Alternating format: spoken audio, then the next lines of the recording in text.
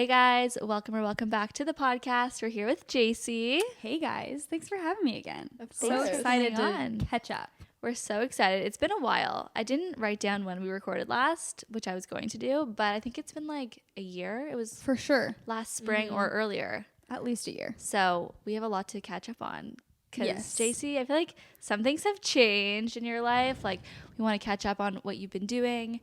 I know, like, me and all my friends have seen your TikToks all over our For You pages. Yeah. Kendall Jenner is trying to become you. Like, 100%. we have a lot to talk about. We have so much to talk about. I feel like, honestly, what's weird is this past year since I've been on your podcast last, I feel like I've changed the most I like ever have. And I'm not talking about the chin, although that is also a change. But I feel like in every way, I have changed just so much. So it's going to be good. In, like, a personal way, or, like, where have you seen the most change, do you think? Yeah, I feel like in a personal way. I feel like this past year, I have actually, like, I don't want to be cheesy and say, like, found myself, but I feel like I'm just, like, growing up and, like, growing into the person that I have, like, always meant to be. Do you know what I mean? So just lots of like personal, spiritual, like all of that stuff. I just feel like I have done so much personal growth work since the last time we talked. Has it been like deliberate? Like, were you did you set out to do this, or has it kind of like fallen into your lap? It's almost like there was no option but to do it in a weird way, because it's actually interesting. So last summer I did infertility treatments and then none of them worked. So I did 3 of them and I was like super devastated. And I feel like I was the lowest I had been in so long. And then, you know what they say, it's like when you hit the lowest of the low, you have like kind of no choice but to go up. And so I was feeling just like so depressed and all of that stuff. And then I, like 2 months after that, I feel like getting my spark back that I had not had in years. I don't really know how else to explain it other than I feel like the past few years being on social media and like kind of getting caught up in maybe my image or like what other people told me, how they perceive me, like all this stuff. I was like, I don't even know who I am. Like, I don't know my vibe. Like, I don't know anything about myself right now. And it took me getting to that like very low place to be like, I want to like know myself more. Like, I want to know who I am and be confident. I feel like I was very insecure. That's what I think. Like, I had gotten to a very insecure place of just like, which I had never seen myself be that way, because I've always just been this like fun, spunky, confident girl. And so I was like, I need to like find that and get that back.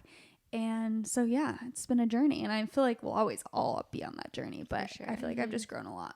Yeah, I feel like when you're in a low place, like you were saying, or like in an uncomfortable place, that's when you're forced to change. Because if you're just like going through life in a comfortable place, it's hard to make like significant self-development or like changes to yourself, I feel like. Because you're like, oh, I'm just like drifting through life. I'm, doing the things that I normally do, my routines, everything's fine. But when it's fine, it's actually like not good for your growth. Totally. So couldn't agree more. That's very interesting. There's so much we can talk about there. I don't even know where to go with this. But I know. That's very interesting. And I guess we can talk about confidence. So I feel like people always ask us about confidence. And I also feel like sometimes when you're not working on yourself is when you can become or like feel more insecure. And then when you feel like you've, I don't know, gotten more in touch with yourself, it's because you're confident. You're like, I don't care what anyone thinks of me anymore. Like they all go hand in hand. Is that how you felt? Yes. I think key number 1, I've always said, like, one of my favorite quotes or things that I live by is make yourself proud. I think when you're making yourself proud, you're just bound to be confident. Like, when every day you're doing things for you and no one else, that is what builds true confidence. I mean, I don't know if you guys like listen to Ed Milet or Skinny Confidential. They always talk about keeping promises to yourself. And I think that's right up the same alley. When you say you're going to do something, do it. And it helps you build so much confidence. Like, I feel like at this point, I trust myself so much. I know when I say I'm going to do something, I'm going to do it. And that takes like self-discipline and intention. But I think doing that over and over again is just going to make you a confident person. And when you are getting like extremely complacent, it's not that we always have to be like going to the next level of self-development, but when you're super complacent and you know you can be doing better, you don't feel super proud of yourself. Therefore, it's like, what do I have to be confident about? Like, I don't even, Yeah, it's so true. Yeah, I love Ed Milet, and I love that idea of keeping promises to yourself, because it's true, because then you do learn to trust yourself. You know how you're going to show up in the world. I think it also makes you more in touch with who you are and what's important to you, because you're like, I know I'm the type of person that does these things that Exactly. that says I'm going to do. Do you have any other things that help with your confidence, or like things that you do consciously every day? I think just trying to live a healthy lifestyle, and that's different for every single person. I'm always trying to find that balance of living a healthy but not obsessive or restrictive lifestyle, and I think that's really hard to like find that balance sometimes, where it's like I want to eat healthy, nutritious meals that fuel me and feel good to my body, don't make me feel sick or bloated, but then I don't want to be like obsessively tracking things or be like, oh, I need to do better and like shame myself if I eat bad, which I think as girls is so hard.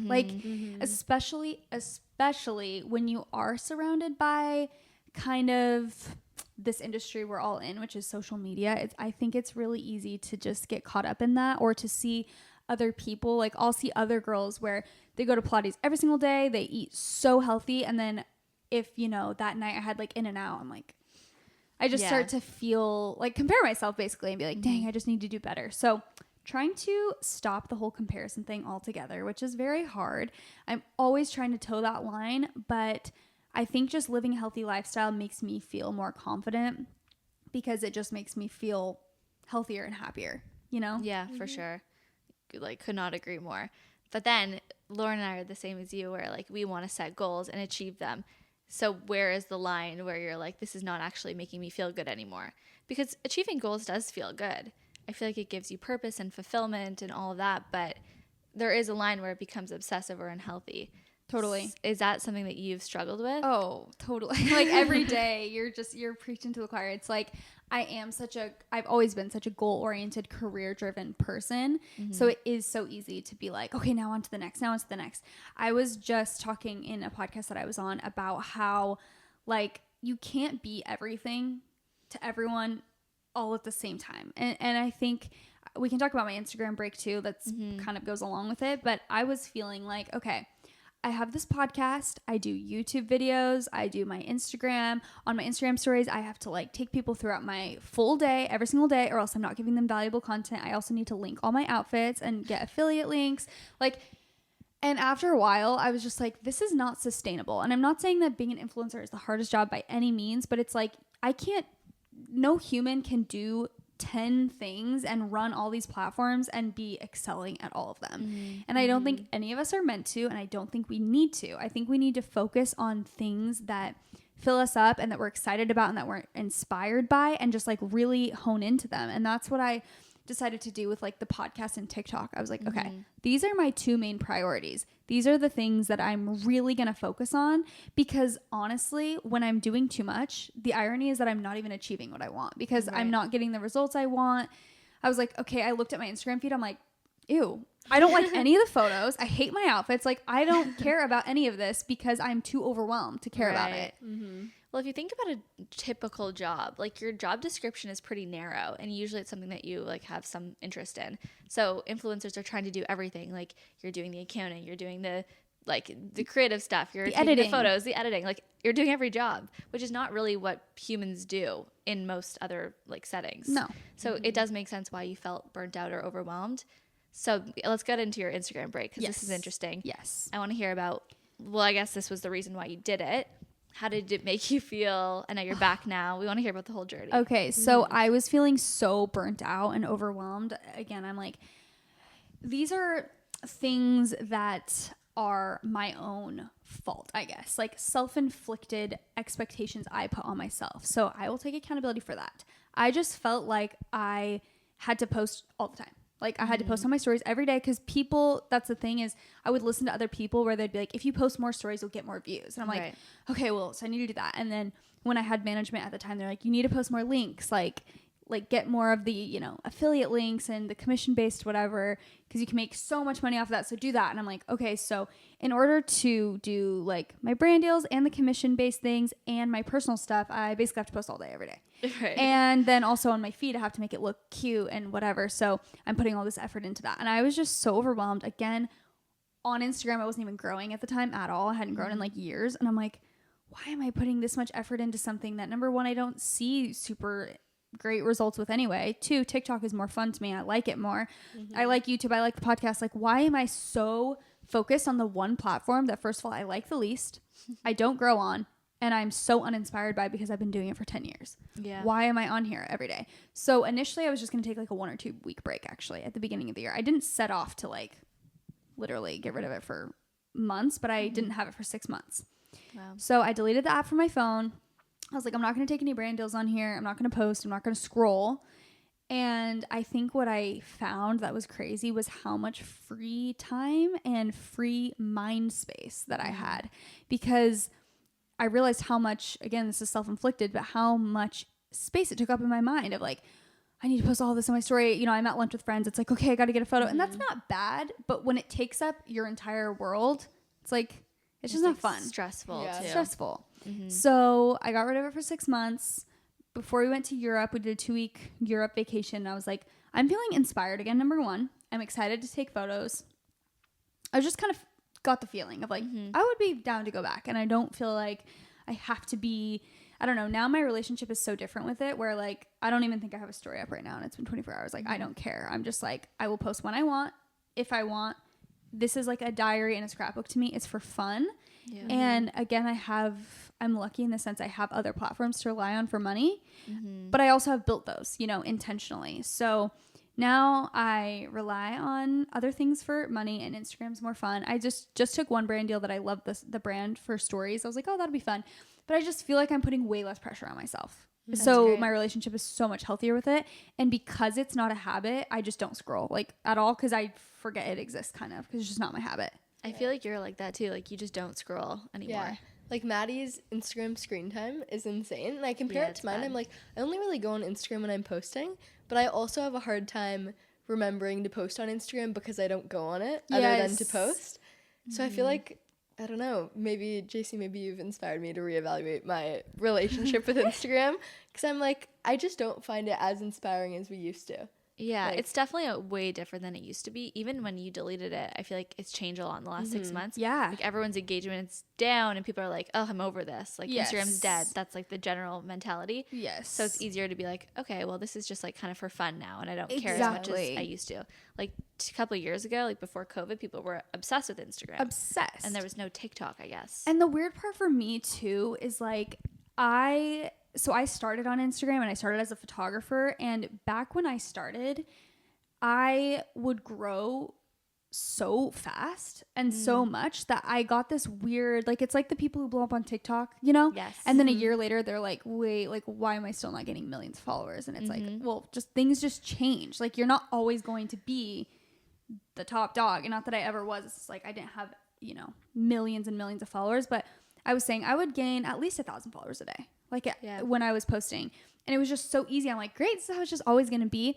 But I put too much of my like worth into that because I was so young that like, then when that kind of like faded and it was like, oh, my engagement's decent. Oh, it's kind of going down. I was like, what am I doing wrong? Like, it's silly to admit, but that's just the truth. As I was like, what's like, are my photos not good? Okay, I need to switch it up. And then it's like, again, I moved so far away from like who I am, what I want to do, my style, everything. Cause I was trying to like do anything to get validation or attention or engagement, you know? Yeah. Like, care more about the algorithm and what's going to do well rather than what you actually like. Exactly. Which I'm sure was hard too as a photographer, because it's not like you're just someone creating content. Like, this is what you did. You were a photographer for a living first, yes, right? I was a photographer for a living. And then I just started like working with brands here and there. They'd be like, oh, we're going to pay you this money to put a watch on. I'm like, cool. Like, back in 2015, you know, I'm like, this is awesome. And then it gradually was like, I was actually making more money from doing the brand stuff. Right. So I was like, cool, I'm just going to start doing this more now. Yeah. That's so interesting. And it totally makes sense. So how are you feeling now with your comeback? Is it more casual? It's so much more casual. I feel like I have such a healthier relationship. I did catch myself scrolling for a while the other day, and I had this weird moment of like, whoa, I don't want this to happen again. Like, I don't want to go back into the same cycle that I was in, where it's like doom scrolling for an hour and then getting lost and being like, oh, then shaming myself and being like, I could have been more productive. Like, just this cycle that I've been in. I think it's hard with social media, especially when it's your job or you have followers, I guess, because your content can do well. Mm-hmm. It's hard to get to a place where you're not being validated by how your content performs. Yes. And I still don't really know how to do that, like how to be like, oh, I don't care how it performs. It's so hard I don't know. to remove yourself completely from it. It's like it literally gives you serotonin in your brain when a video gets like 1 million views. It's like, Totally. oh my gosh. And then when it does quote unquote bad or doesn't get views, it's so easy to just be like, oh, it wasn't a good video. Yeah. And it's like, no, it just didn't get seen by people. It doesn't, you know? It's so hard. But there is, serotonin or dopamine or whatever it is when you post and it does well. You're like, oh my God, I'm awesome. Yes. Oh my gosh. I literally, it's so funny because I'll think I'm past that. I'm like, I validate myself. Like, I don't need that. And then a video will like tank and I'm like, I'm deleting my TikTok. Like, I'm terrible at this. Yeah. No, it's crazy. But people get that sort of validation from other places too. I feel like when you're an influencer, it's just like very social media focused.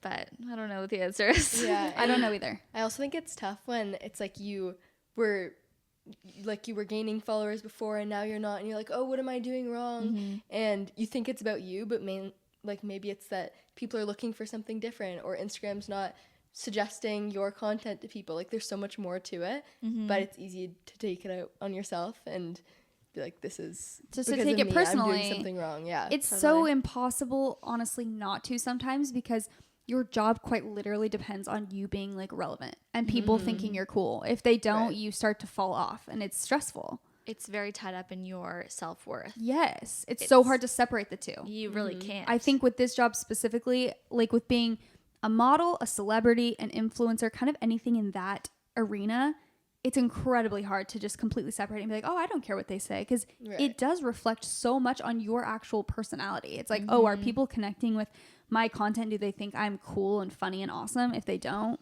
well, it's so easy to be like, well, then I'm not cool and funny and awesome. Do you like TikTok? Because to me, it would kind of be like TikTok is worse in a way because you're showing more of your personality. Like, that's how I felt about YouTube before. I'm like, oh, people don't like these videos. It's because they don't like me. It's more personal. Yeah. Where Instagram is like, oh, you can think I'm ugly, or like, you don't like my photos, whatever. Right. Like, that's more subjective. I don't know. I guess personality is subjective too, but it's more personal. Yeah. How do you feel about TikTok? I love TikTok, and I don't know if I've just had a good, pleasant experience, because a lot of my friends will be like, TikTok's the worst. Like, those comment, like people on TikTok are so mean. And I'm like, I guess for me, if a video goes viral and I get mean comments, I do not give one F, because I'm like, these people do not know me at all. Right. Like, True. they're seriously randoms. On my videos that just get normal amount of views, you know, from my actual audience, I get like pretty good feedback. Like, I feel like everyone's pretty nice. So maybe if people were like, you're annoying AF, I'd be like, oh, awesome. You know, maybe it'd get to me more. But I feel like mostly people are just nice because they're like my followers usually. I mean, I definitely get some, but I don't know. I think just because I've received good feedback and I think it's fun, it's been a good experience. Do you have any sort of like strategy with TikTok, or because you post a lot of videos and I feel like you show your personality so well? Like, you're a great example of someone who has done TikTok in an amazing way, because I feel like people really know you. Like, they feel like they know you on TikTok. So do you have a strategy, or do you just like post what you're thinking, or what do you do? Try.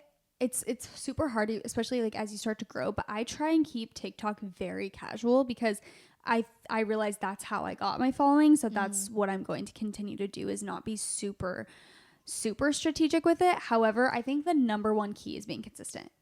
People so often will be like, I want to do TikTok. And then they just like post for like 2 weeks and they're like, oh, none of my videos popped off. I'm like, you literally have to post every day for months. Like, you have to be incredibly consistent with it.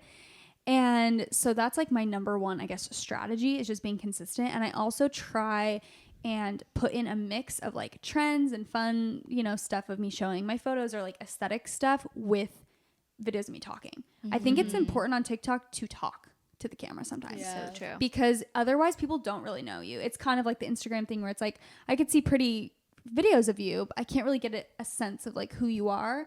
I think a lot of my favorite people on TikTok, I feel that I know them because they speak to the camera about like, oh, I'm going here today. I don't know, whatever it is, it's kind of like the YouTube effect, like you're saying, like you kind of feel like you know them.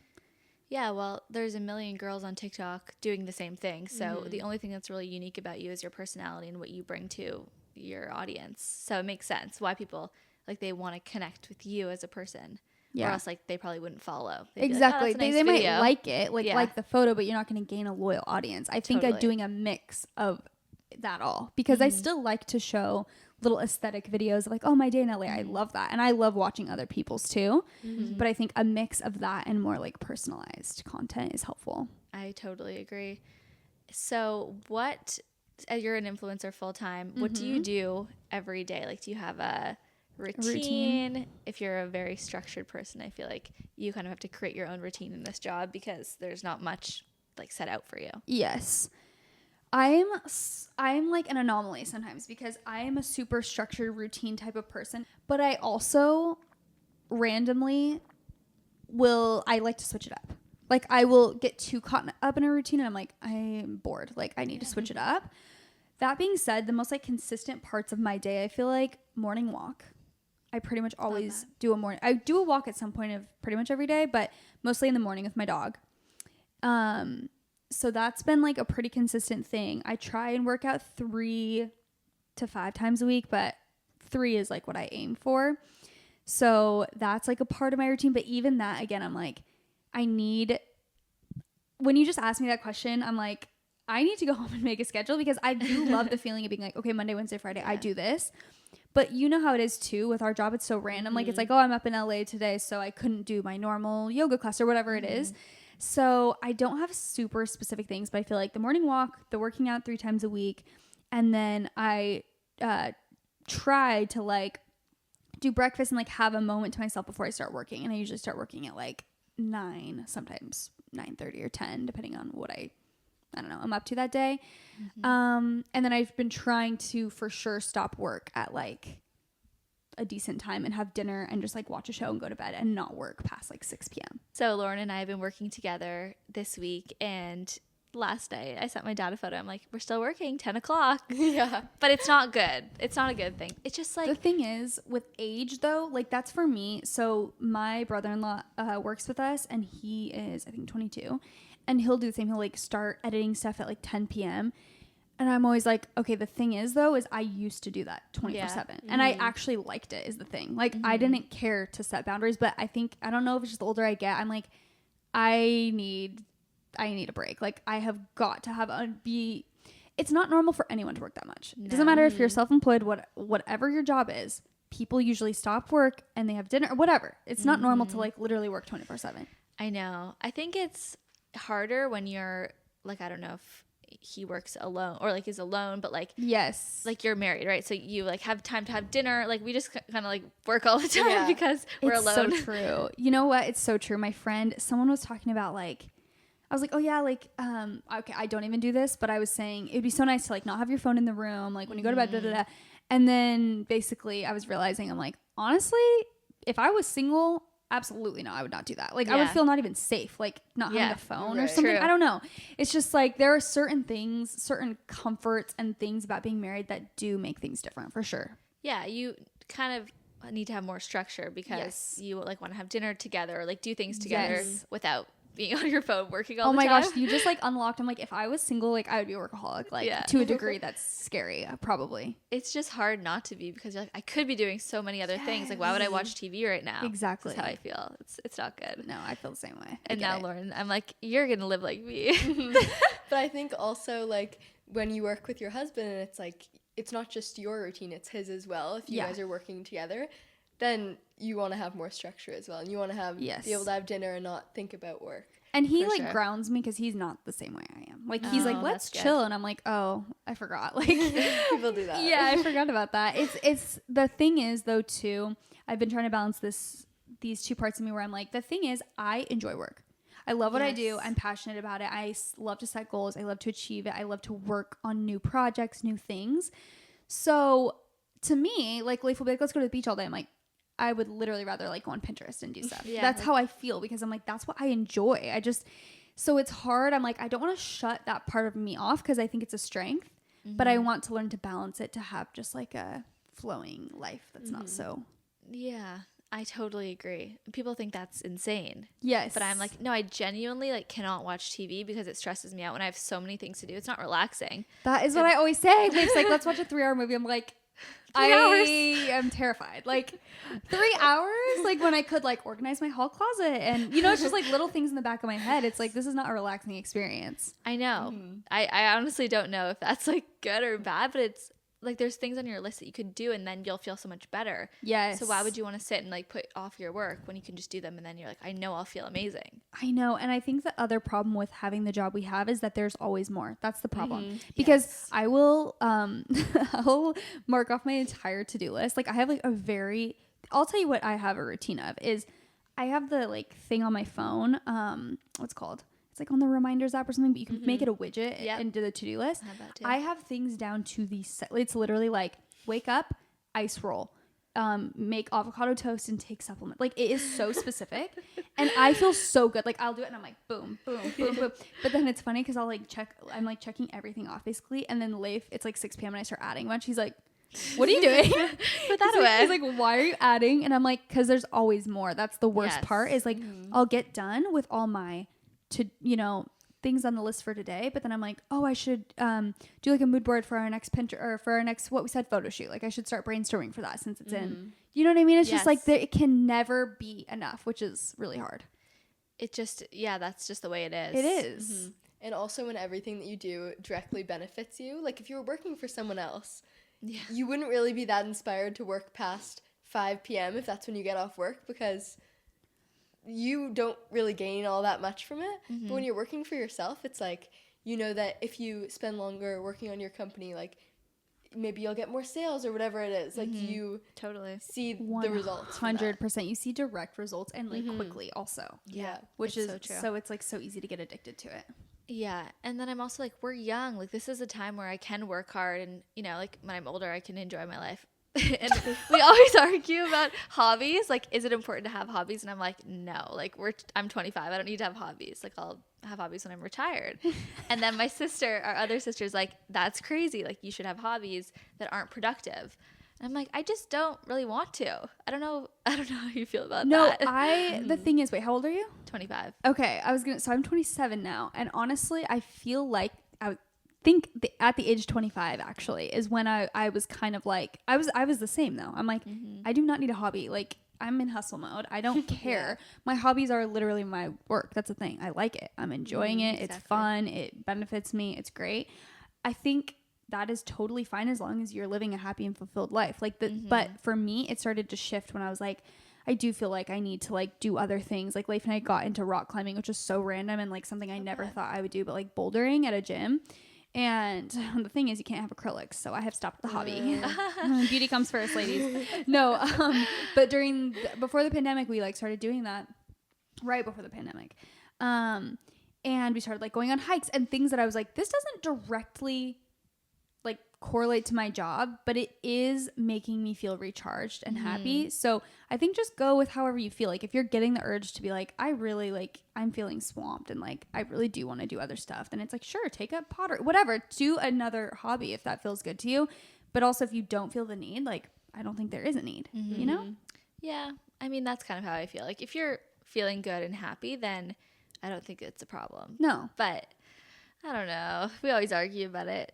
How do you feel about the hobby debate? I forget what your stance was. Well, I don't really have any hobbies either. Like when people ask me what I do in my free time, I'm like, what free time? Yeah, you're like, free time. There's just always something that you could be doing. And I feel like I do waste the free time that I have on social media and like unintentionally just scroll on TikTok for hours. But I don't know. I agree with what you said. I think that like you shouldn't take up a hobby just because other people are telling you that you need a hobby. Like if you don't need that to feel fulfilled, then you don't need it. And everyone's built differently is the thing. Like some people in my life, they're like, I do not get like your work thing. Like just the fact that you're always working, you like to, they're like, I cannot relate. Like I would, like, I don't want to work. I do the bare minimum at my job and then I am like in party mode. And I think number one, sometimes it is unique in today's world to literally love your job. Like a lot of my friends are like, I hate my job. So it's like, of course they don't want to be working. I think it's like a unique thing, and it's a blessing to actually be so in love with your job that you like to do it. Like, that's a good thing. But yeah, it's just when it gets to a point when you do feel like super overwhelmed that it's maybe time to reevaluate things. For sure. Well, gotta keep an eye on that. Yeah. But so far, so good. Yeah. Okay, let's talk about Kendall Jenner. We need to hear this story. Yes. Let's do For it. anyone who doesn't know, can you just give us a little recap? Yes. So the recap. So the story begins a few months ago. Backstory, Kendall's boyfriend, Devin Booker, he plays for the Suns. I'm from Phoenix. I'm a huge Suns fan. My family, huge Suns fans. So we love Booker.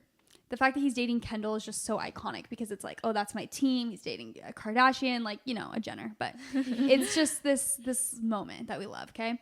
So I went to a Suns game, and I happened to be picked. So random, this girl came up to me. She's like, would you want to play a game at like halftime or during one of the timeouts? And you'd be on the Jumbotron, and like you play this word game, whatever. And I was like, okay, sure. Like, this is my moment. Come on. Like, honestly, I was terrified, but I was like, this is so iconic. Like, I'm obsessed with the Suns. I always talk about it on the podcast. I'm like in love with just basketball, like in my basketball era. So I was like, I have to say yes.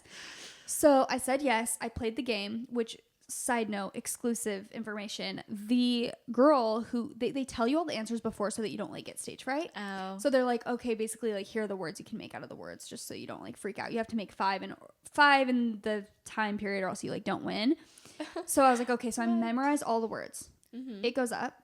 Not the same letters, completely different letters. She messed up and she told me the wrong, it like switches. Oh my god. And she told me the wrong one. So I was in panic mode, and I'm in front of the whole stadium, by the way. Nice. With a camera in my face. Booker's watching me. Yeah. Yes. So anyway, whatever.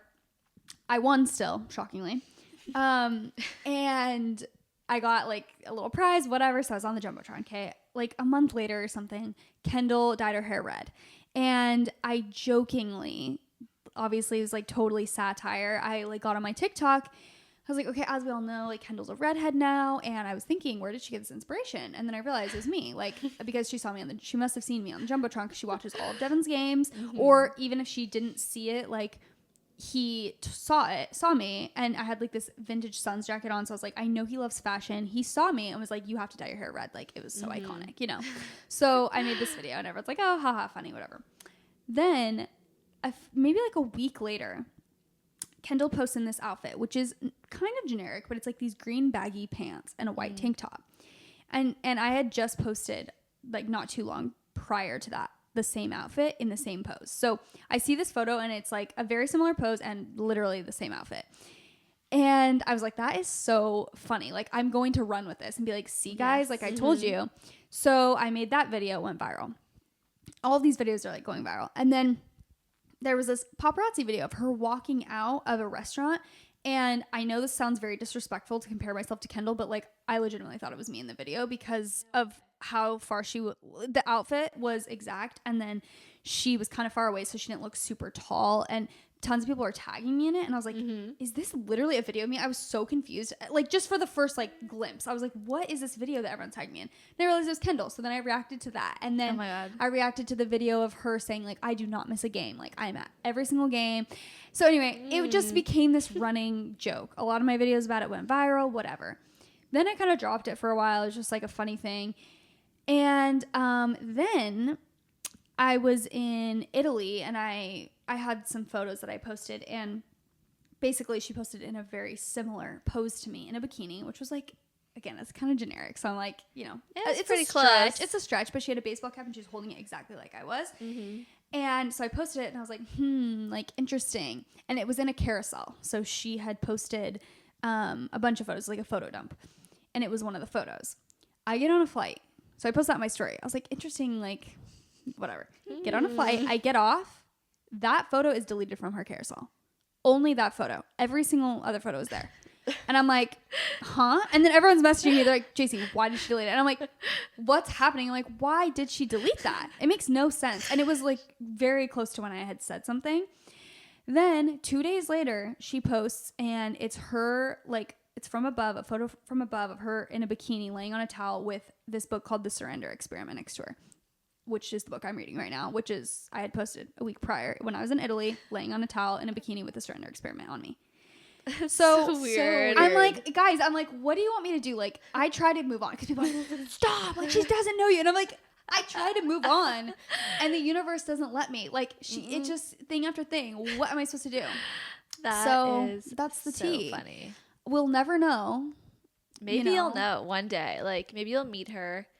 You guys have to have her on the podcast. Oh, can you imagine? Like, can we make that happen? Please. Like, I'm like, here's the thing. So many influencers, I feel like, meet them. Like, yes. at, like, the Road Skin event or at an 818 thing or something. I'm like, there has to be a day, but can you imagine the horror? Can you imagine if I'm like, hey, Kendall, she's like, who the F are you? Like, I'm just No scared. way. I'm scared. I don't know. I don't know if she has seen it, thinks it's funny, has seen it, thinks it's annoying, hasn't seen it at all, or has seen it and doesn't give a crap because she gets people, you know, making videos about her all the time. I don't know. I feel like she's definitely seen it, and you just need to find someone who knows her that can like bring it up. Yes. Casually. That can confirm. Like a makeup artist, like someone that you can, you know, that you've worked with, or I don't know. There's got to be some sort of connection. There's got to be an in. I know. And I'm like, did I ruin my chance to be besties with her? Like, is she gonna be like, all right, girl, you beat the joke to death. Like, we're not gonna be friends anymore. Like, I had a chance, you know. So I don't know. She probably see. Like it'd be flattering if someone was like, like, oh, I don't know. It's not like I'm ever bashing her, but I just wonder if, like, you know, she probably does not care. So I should give myself less credit. But yeah, it's really funny. I feel like she's definitely seen it. There's no way. Like she's on TikTok. Right. She's seen your videos. She's a consumer sure. of social media, so maybe. She is 100%. Well, I love that story. That's so funny. And I hope that it keeps happening so you can keep the videos can keep going viral. You can get, I love it. That's hilarious. I know. It's hysterical. So good. Another thing we wanted to ask you about TikTok related is the Mormon mom TikTok. Do you have any insight into this? And I don't really understand what happened.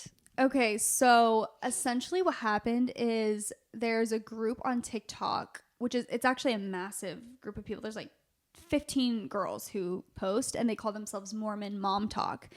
And basically they make very like clickbaity videos. There was a few like ringleaders. So there's a few girls who had more followers, like had 1 million followers each or something. And then the rest of them aren't like huge TikTokers or anything, but they kind of would all meet in this group and like make content together. So it's essentially like if all of us got together and we're like just continually made content with each other, like, I don't know, 24/7 to like make a name for yourself. And they kind of use clickbait about Mormonism. So they joke, or like the clickbaity parts of Mormonism, which is like, oh, we all have the same husband, which is again is like not something that Mormons even practice now, but whatever. So they use things like that. So their videos get a lot of views, and they would make these jokes like that, like, oh, we all have the same husbands, like, welcome to swinger talk, where like we all swing essentially and hook up with each other's spouses. And everyone's like, oh, haha, funny. And also all of their videos seem to be satire. Like it would be just very extra, where it would be like, it's kind of like the girl who's like, my daughter's name is Richard. It's like, huh? It's just a joke to like get views. So basically that was the case, right? And then one of them made a video. What was it that like, well, oh, no, she got on live. Like, people started noticing, like, oh, they're not posting together. Something weird happened. And then one of them, who was the biggest TikToker of all of them, got on live and was like, oh, me and my husband are getting a divorce because, like, we all, like, hook up with each other. Like, this whole friend group, like, we actually do. Like, we all go to, like, cabins and we, like, literally swing and hook up with each other. And I hooked up with a guy, like, oh, the rule was to never go all the way. Right. And she broke that rule and she did go all the way with one of the husbands. And so her and her husband are legitimately getting a divorce. And so is that guy that she hooked up with. And oh my God, that's crazy. So then everyone's like, so they're not a joke? Like, so we're serious that you guys all do that. So it's just this whole drama thing. And then the other moms, like a lot of the other moms basically were like, we do not swing. Like, she is literally making that up. But then she has gotten on and been like, I do have receipts, and like I will not hesitate to like tell the truth. And so like all of them kind of shut up now. So it is shocking. Like, on one hand, it's kind of sad that it's all being brought to social media, because it really is their personal real lives, and it's for sure, you know, probably so stressful that that's all getting brought up. But on one hand, like, everyone just lives for the tea, obviously, so they're like, give us more. Do they have kids? Like, yes. Imagine seeing that. Literally about all your of them. parents. Literally all of them have kids, I think.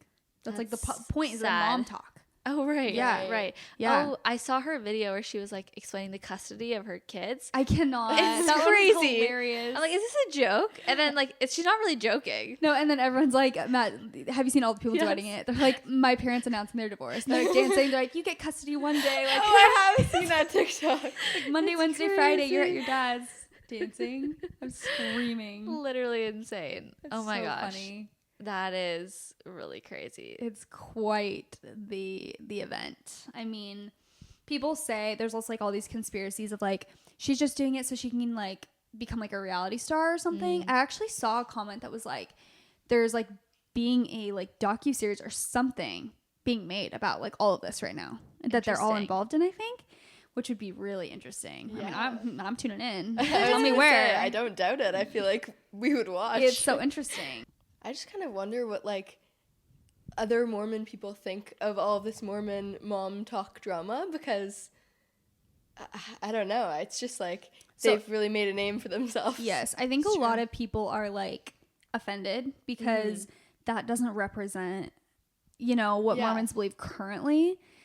So I think that it's like mixed feelings, or some people are just like, oh, it's not that deep. They're just like funny, you know? I think it depends on what your relationship with it is. Right. You know what I mean? I feel like it's objectively a little like cringe. Like it's a little weird. Yeah, and it is like a little disrespectful. Like some of the things that they will make jokes about, it's like, again, if you're very like bought into the Mormon religion, you're like, that is something that's like sacred to me. Like, why are you Right, joking about it totally. on TikTok, you know? Yeah, So, that makes I see both sense. sides, yeah, for sure. Very interesting. Mm-hmm. I'll have to learn more about it. Yes. So dive in. Dive in. Honestly, the TikTok, you know, the people who do, like, why am I'm so bad. Like, first of all, I am such a proponent of like only consume positive content. Like you are what you consume. You can't just be, and then me every night, like on the tea pages, like Literally, why? it's addictive. It's Like, so addicting. Like when they tell like Charlie D'Amelio posted with him, then deleted. I'm like, what's are they next? dating or not?